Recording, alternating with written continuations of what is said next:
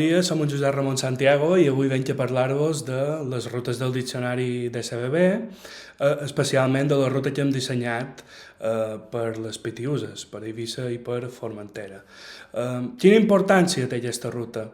Doncs té bastanta importància perquè el filòleg Antoni Maria Alcover, quan estava recollint els seus materials per al diccionari, va acudir a aquestes illes diverses vegades, no? Entre 1902 i 1922.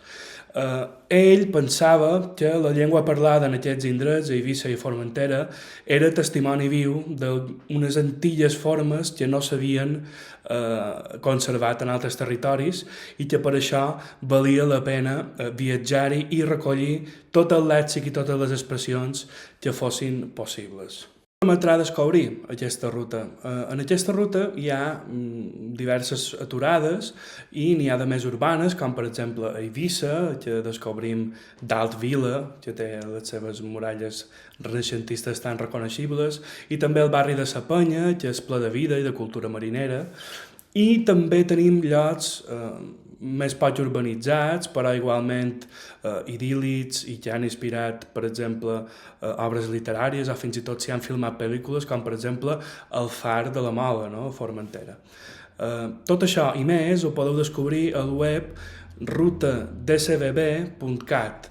Allà podreu veure la ruta completa, podreu llegir els testimonis del Cover en els seus dietaris, allà on parla del seu periple per Eivissa i Formentera, i també podreu llegir altres documents que vos endinsaran una mica més dins d'aquest procés de recolliment dels materials pel diccionari de SBB. Per meva, només animar-vos que visiteu el web i que descobriu la ruta de les Pitiüses i totes les altres que tenim penjades.